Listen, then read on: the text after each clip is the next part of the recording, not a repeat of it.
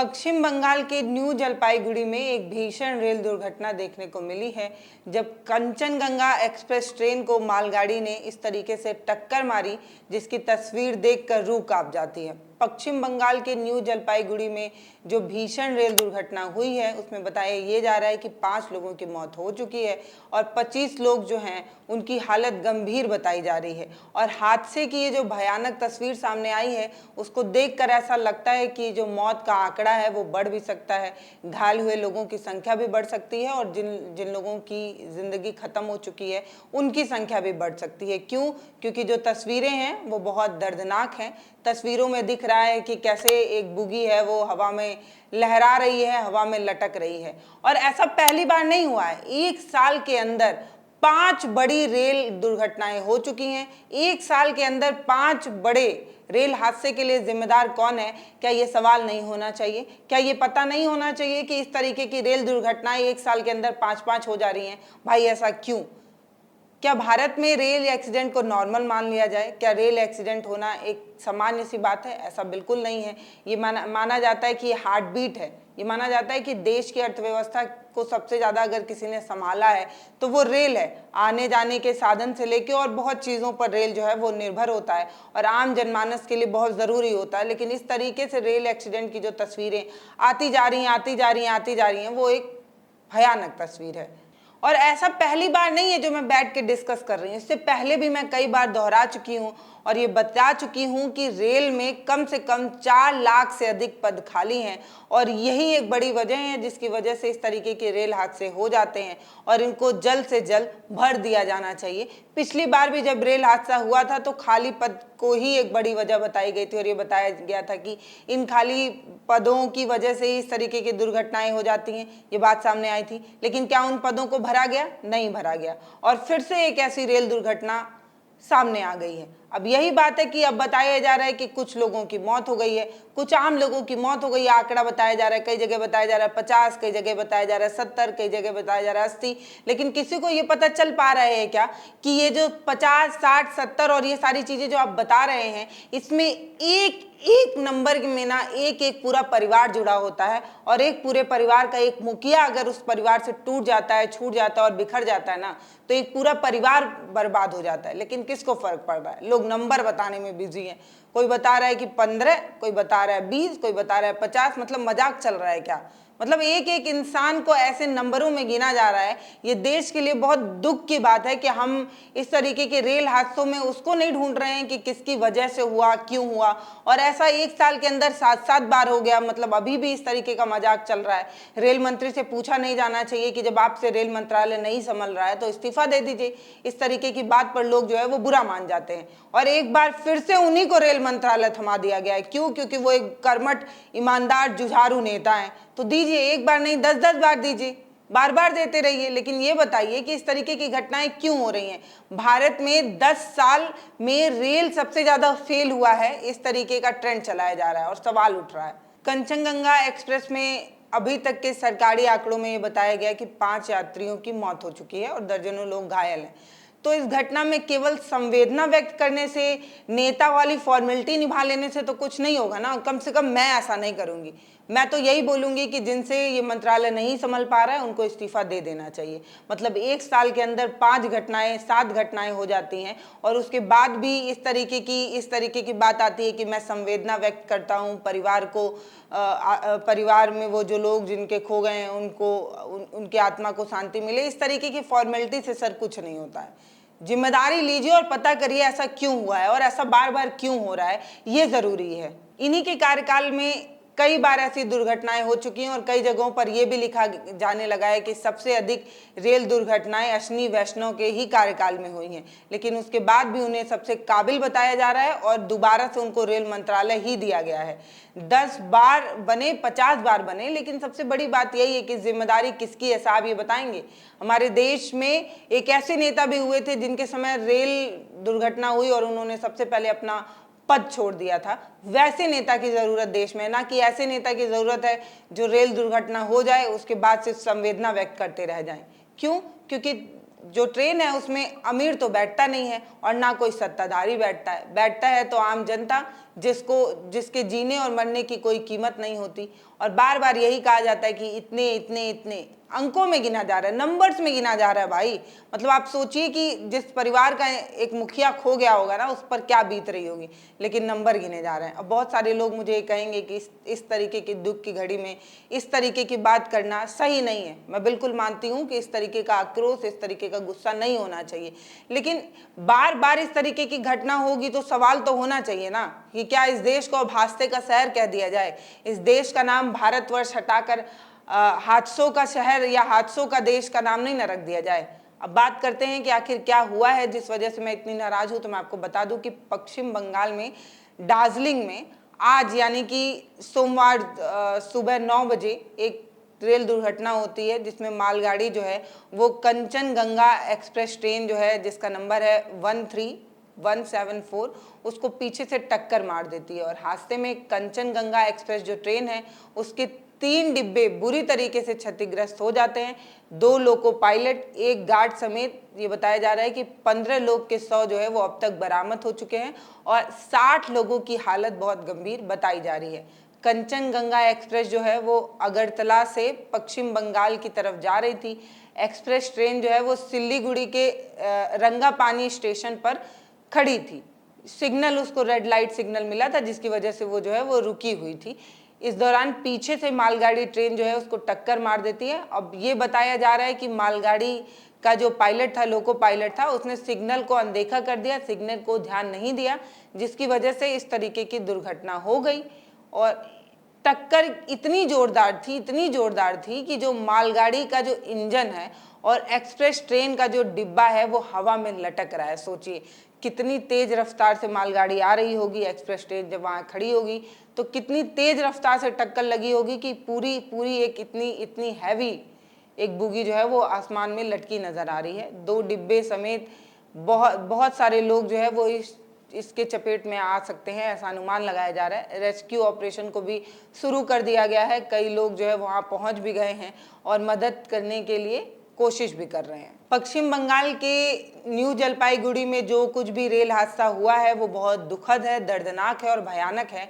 और इस दुर्भाग्यपूर्ण हादसे में जिन लोगों के परिवार के लोग खोए हैं, भगवान उनकी आत्मा को शांति दें और उस परिवार को इतनी ताकत दें कि वो इस दुख की घड़ी को झेल सके। और जिनको गंभीर चोटें लगी हैं, भगवान उनको जल्द से जल्द स्वस्थ करें, ऐसी कामना करते हैं। लेकिन 1 साल के अंदर 7 घटनाएं हुई हैं, इस पर जरूर सवाल होना चाहिए और हम जैसे जिम्मेदार लोगों को बहुत ज़रूरत है कि इस तरीके के मुद्दे पर सवाल खड़ा करें कि मतलब 1 गलती, 2 गलती, 3 गलती, 4 गलती, 5 गलती और 7 गलती 1 साल के अंदर हो जाती है, मजाक बात नहीं है। अब मैं बात करती हूँ वो कौन सी 7 रेल हादसे हुए हैं जिनके बारे में मैं बात कर रही हूँ। तो सबसे पहले आपको याद दिला दूं, 2023 यानी कि 1 साल पहले 2 जून को हुआ था बालासोर में जो हादसा, उड़ीसा के बालासोर में। वो आप सभी को याद ही होगा कि कितना भीषण रेल हादसा हुआ था, कोई भूल नहीं पाया है उसको। वो तस्वीर जो इतनी खतरनाक, इतनी दर्दनाक सामने आई थी, जिसमें ये अनुमान लगाया जा रहा था कि करीब 300 लोग मर गए हैं। 296 सरकारी आंकड़े हैं जिनमें मरे होने की पुष्टि की गई थी। 296 यानी कि 300 लोग मर गए थे बालासोर के हादसे में और 1200 से अधिक बुरी तरीके से घायल हो गए थे। ये सब आपको पता है, हमारे चैनल ने इस पर लगातार खबरें भी की थी। बालासोर में जो लोग ट्रैवल कर रहे थे उनसे भी हमने बात की, उन परिवार वालों से भी हम जाकर मिले जिन परिवार वालों के मुखिया या उनके कमाने वाले लोग अब उनसे छूट गए। उन सभी लोगों से हमने मिलने की कोशिश की थी। हमने बहुत सारी खबरें चलाई थी जिसमें आपको पता चला था कि कैसे 3 ट्रेनें आपस में आकर भिड़ जाती हैं और जिस तरीके का हादसा आप सबने देखा था, भूला कोई नहीं है अभी उसको। 3 ट्रेनें आपस में लड़ जाती हैं और इस पर एक जांच कमेटी बैठाई जाती है। जांच कमेटी जब बैठती है तो रिपोर्ट सामने आती है और रिपोर्ट में मानवीय चूक को कारण बताया जाता है और ये बताया जाता है कि जो गलत सिग्नल जो है दे दिया गया था, जिसकी वजह से इस तरीके की दुर्घटना हो गई थी। रिपोर्ट में जो चीज सामने आया वो आप सभी के सामने है, लेकिन इस तरीके की दुर्घटनाएं हो रही हैं, ये भी एक सच है। अब बात कर रही हूं मैं विजयनगरम की। ये भी 2023 में यानी कि पिछले साल ही हुआ था। 29 अक्टूबर को ये दुर्घटना हुई थी आंध्र प्रदेश में, जिसमें 2 पैसेंजर ट्रेनें आपस में टकरा गई थी और 14 यात्रियों की मौत हो गई थी। आंध्र प्रदेश के विजयनगर जिले के काटमपल्ली में में हावड़ा चेन्नई लाइन पर ये सब कुछ हुआ था। आप सभी को पता है कि विशाखापट्टनम पलाश ट्रेन को पीछे से टक्कर लगी थी और ये सारी चीज़ें हुई थी और इस पूरे दुर्घटना में 50 से ज़्यादा यात्री जो है वो घायल हुए थे। अश्विनी वैष्णव से इस हादसे की वजह बताते उन्होंने बताया था कि ड्राइवर और जो असिस्टेंट लोको पायलट है वो लोग दोनों लोग बैठकर फोन में क्रिकेट देख रहे थे। आप सोचिए कि मतलब ट्रेन चला रहे हैं, लोको पायलट हैं और एक पायलट हैं, एक लोको पायलट हैं, इस तरीके की चीजें और बैठकर क्रिकेट देख रहे हैं। ये बात अश्विनी वैष्णव ने बताई थी। दो मैंने आपको बता दिया, तीसरा बताती हूँ। तीसरा है जामताड़ा। जामताड़ा में भी इस तरीके की चीजें सामने आई थी। झारखंड के जामताड़ा और विद्यासागर स्टेशन के बीच 28 फरवरी 2024 यानी कि इसी साल रेल दुर्घटना हुई थी और ट्रेन जो है वो फिर से बलि चढ़ गई थी। इस हादसे में 12 लोग जो है वो चपेटे में आ गए थे, 2 लोगों की मौत भी हो गई थी। बताया ये जा रहा है कि brown line Bengaluru Yeshwantpur express से गुजर रही थी। इस बीच लाइन के किनारे जो है वो मिट्टी पड़ी हुई थी, डस्ट पड़ा हुआ था और जो लोको पायलट है, जो चालक है, उसको ऐसा लगा कि ट्रेन में आग लग गई है, धुआं दिख रहा है। उस मिट्टी को ड्राइवर को ऐसा लगा कि वो धुआं दिख रहा है और ट्रेन रोकने की वजह से यात्री जो है वो ट्रेन से उतर गए थे। इस बीच इस तरीके की दुर्घटना जो है वो सामने आई थी। 2 यात्रियों की जो मौत है वो भी सामने आई थी, 2 यात्रियों की मौत हो गई थी। इसके बाद की चौथी घटना मैं आपको बता दूं, बक्सर में हुई थी। नई दिल्ली से कामाख्या जा रही नॉर्थ एक्सप्रेस 11 अक्टूबर 2023 को बिहार के बक्सर जंक्शन में रेलवे स्टेशन के पास इस तरीके की दुर्घटना हुई थी। ट्रेन के 24 डिब्बे जो है वो पटरी से उतर गए थे। बक्सर जिला के प्रशासन ने हादसे में 60 से 70 लोगों के घायल होने की पुष्टि की थी और 4 लोगों की मौत की बात भी सामने आई थी। पांचवी घटना आपको बता देती हूँ, नई दिल्ली की थी। दिल्ली में इस तरीके की घटना हुई थी। 17 फरवरी 2024 में एक रेल हादसा हुआ था। यहाँ मालगाड़ी के 10 डिब्बे पटरी से उतर गए थे और मालगाड़ी के जो लोहे की सीट थी उस पर जो लोड है वो ज़्यादा है, इस तरीके की बात सामने आई थी। 10 डिब्बे पटरी से उतर गए थे और उन सभी को फिर से सही किया गया और बाकी ट्रेन को मरम्मत कराया गया। ये भी एक घटना है, झारखंड के गहमरिया में हुई थी। झारखंड के गहमरिया में एक रेल हादसा होता है। रेल स्टेशन पर इस तरीके की दुर्घटना होती है। तारीख होती है 18 जनवरी 2024 को, जब ट्रेन की चपेट में 4 लोग आ जाते हैं और सभी की जिंदगी ये ट्रेन लील लेता है। और मैं आपको बता दूं कि ये जो ट्रेन है उसको ट्रैक को पार कर रहे होते हैं ये लोग और तब ये सारी दुर्घटना हो जाती है। ट्रेन का नाम बताया जाता है उत्कल एक्सप्रेस। उसकी चपेट में 4 लोग आ जाते हैं, मौके पर मौत हो जाती है और नई दिल्ली जा रही होती है ये ट्रेन। गहमलिया रेलवे स्टेशन पर इस तरीके की दुर्घटना का कारण ये बताया जाता है कि कोहरा बहुत अधिक होता है, जिसकी वजह से ट्रेन जो है वो रफ्तार में होती है और उनको नजर नहीं आते हैं वो लोग, जिसकी वजह से इस तरीके की दुर्घटना हो जाती है। इसके बाद 7वां मैं आपको बता दूं, फतेहगढ़ साहिब में पंजाब में ये घटना हुई थी। 2 जून को हुई थी 2024 में, यानी कि इसी साल। मैं आपको लगातार बता रही हूँ 2 जून, अभी आप समझिए जुलाई चल रहा है, 1 महीने पहले ही हुआ था। पंजाब के फतेहगढ़ साहिब में 2 जून 2024 को एक बड़ा रेल हादसा सामने आया था और वहां पर भी इस तरीके की दुर्घटना हुई थी जब 2 ट्रेनें आपस में टकरा गई थी। जहां सरहिंद के माधोपुर में 2 मालगाड़ियां आपस में टकरा जाती हैं और टकराने की वजह से 2 ट्रेनों के जो ड्राइवर होते हैं वो घायल हो जाते हैं। घायलों को जो है फतेहगढ़ साहिब सिविल हॉस्पिटल में भर्ती कराया जाता है। उनकी हालत गंभीर जो होती है उसको देखते हुए उन्हें फिर सिविल अस्पताल फतेहगढ़ साहिब में ट्रांसफ़र किया जाता है, रेफ़र किया जाता है। तो ये वो 7 हादसे हैं जो 1 साल के अंदर हुए हैं और इन 7 हादसों की बड़ी वजह जो है वो कहीं ना कहीं आपको सामने आया होगा कि ये वजह थी, ये वजह थी, ये वजह थी। लेकिन सबसे बड़ी बात ये है कि ये जो रेल है वो आने जाने का सबसे बड़ा साधन है गरीबों का और इस तरीके की दुर्घटनाएं बार बार होती रहेंगी। तो सवाल तो यही होगा कि आम जनमानस की ज़िंदगी क्या भूजा बराबर है? क्या उनको भूजा बेली से तुलना की जा रही है कि आंकड़ों में, गिनतियों में बताया जा रहा है कि 60 हैं, 70 हैं, 20 हैं, 23 हैं, मतलब मजाक चल रहा है क्या? और दूसरी सबसे बड़ी बात यह है कि जब भी ट्रेन को लेकर ट्वीट नजर आते हैं तो bullet train, Vande Bharat train, express train, इन्हीं ट्रेनों की बात होती है। ये ट्रेन कितनी है भारत में जरा बताइए तो। मुश्किल से मुश्किल अगर पूरी ट्रेनों की तुलना की जाए तो 10% से भी कम ऐसी ट्रेनें हैं, चुनिंदा ट्रेनें हैं ये, उन पर चर्चाएं होती हैं कि देश में वंदे भारत चल रही है, वंदे भारत, कितनी वंदे भारत सीटें खाली जा रही हैं उस पर चर्चा हो रही है। कई रिसर्च में ये भी सामने आ चुका है कि वंदे भारत ट्रेन जो है वो मुफ्त चलाई जा रही है, सीटें खाली जा रही हैं लेकिन इस पर कोई चर्चा नहीं। वंदे भारत ट्रेन अपना प्रॉफिट नहीं निकाल पा रही है, इस पर कोई चर्चा नहीं है। जो पैसेंजर ट्रेनें चलती हैं उसमें कैसे बोरे की तरह भर भर के ढूस ढूस कर जो गरीब लोग हैं वो सफर करते हैं, लेकिन तब भी चर्चा वंदे भारत की हो रही है। बिल्कुल होनी चाहिए, महंगी ट्रेन है, देश में सुविधाएं बेहतर होनी चाहिए, लेकिन बात यही है कि आम जनमानस के लिए चलने वाला जो साधन है उस पर इस तरीके की घटनाएं जब बार बार होती हैं तो जो गरीब होता है वो कहीं ना कहीं घबराने लगता है। इस तरीके के अब रेल हादसे लोगों के बीच में डर और भय का कारण बनते हैं। तो मेरी अश्विनी वैष्णव जी से हाथ जोड़कर विनती है कि साहब, इस तरीके की दुर्घटना को जल्द से जल्द रोकने की कोशिश करिए और अपनी जिम्मेदारी समझिए। ट्वीट कर देने से भी कुछ नहीं होता है, और सबसे बड़ी बात कि ट्वीट भी आप कहाँ करते हैं, किस मसले पर करते हैं, ये सबको पता है, और कौन कौन सी महासभाओं को अटेंड करने में आपकी विशेष रुचि होती है ये भी सबको पता है। लेकिन सबसे बड़ी बात ये है कि आपको जो मंत्रालय मिला है उसकी जिम्मेदारी आपको ठीक ठीक समझनी चाहिए। मुझे आपकी काबिलियत पर कोई संदेह नहीं है, मुझे पता है कि आप एक बड़े रैंक के अधिकारी रह चुके हैं, आप बेहतर काम कर सकते हैं, लेकिन आप कर नहीं रहे हैं। क्यों? क्योंकि इस तरीके की दुर्घटनाएं हो रही हैं।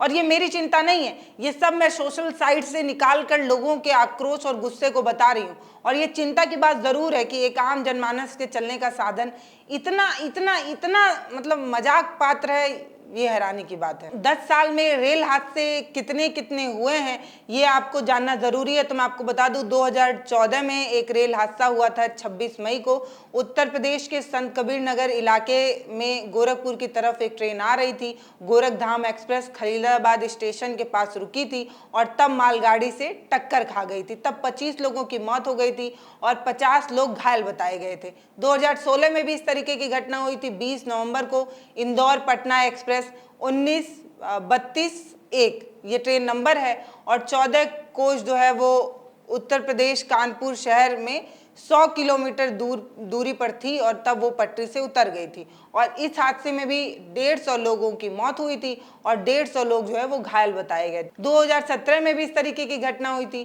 23 अगस्त को हुई थी। दिल्ली से ट्रेन आ रही थी, कैफियत एक्सप्रेस नाम था, 9 डिब्बे उत्तर प्रदेश के औरैया के पास पटरी से उतर गए थे और तब ये बताया जा रहा था कि 70 लोगों की जो है वो मौत हो गई थी। 2017 में भी हुआ था।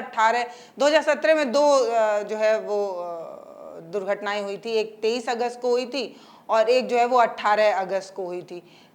ये वाली जो दुर्घटना हुई थी ये पूरी हरिद्वार उत्तरावल एक्सप्रेस उत्तर प्रदेश से मुजफ्फरनगर की तरफ जा रही थी और ये तब पटरी से उतर गई थी। 23 लोगों की मौत हो गई थी और 60 लोग जो है वो घायल बताए जा रहे थे। 22 फरवरी 2017 को भी एक तरीके की घटना हुई थी, आंध्र प्रदेश के विजयनगर जिले में हुई थी। ये मैंने आपको पहले भी बताया था। इसमें 37 लोग जो है वो मर गए थे।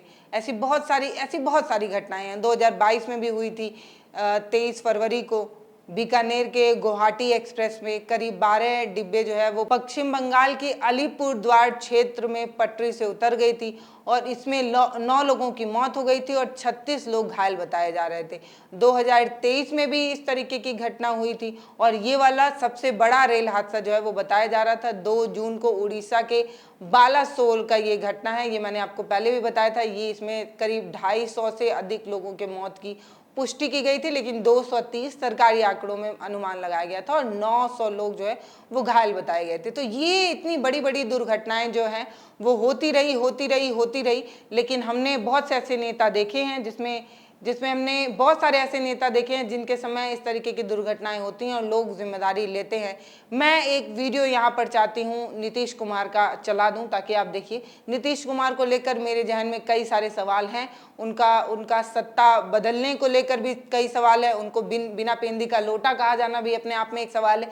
लेकिन उनके समय में जब रेल हादसा हुआ था तो उन्होंने इसकी पूरी जिम्मेदारी अपने ऊपर लेते हुए अपना पद छोड़ा था। ये वीडियो आपके साथ आखिरी में छोड़े जा रही हूँ। और एक सवाल सवाल भी छोड़े जा रही हूँ कि क्या किसी का मंत्रालय इस तरीके की घटनाएं बार बार हो रही हैं तो उनसे सवाल नहीं होना चाहिए क्या।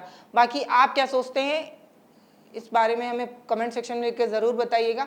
आखिर में इस पूरी घटना की घोर निंदा करते हुए उन परिवार वालों से गहन संवेदना रखते हुए यही कहना चाहती हूँ कि जो लोग अभी दुनिया में नहीं हैं, भगवान उनको अपनी सिर चरणों में जगह दें, और जिन लोगों को चोटें लगी हैं वो जल्द से जल्द स्वस्थ हों, ऐसी कामना करते हैं। भारत एक नई सोच की पूरी टीम उन सभी लोगों के साथ है। नमस्ते, मैं पल्लवी हूँ, आप भारत एक नई सोच देख रहे हैं। I think it's total failure of the railway. That's why I have accepted the responsibility. चूक है, और ये चूक ही हम सिर्फ इसको नहीं कहेंगे, ये आपराधिक नेग्लिजेंस, क्रिमिनल नेग्लिजेंस। इसलिए इसको हम पहले तो ओन करते हैं इसकी रिस्पॉन्सिबिलिटी, और हमने रिजिग्नेशन दिया।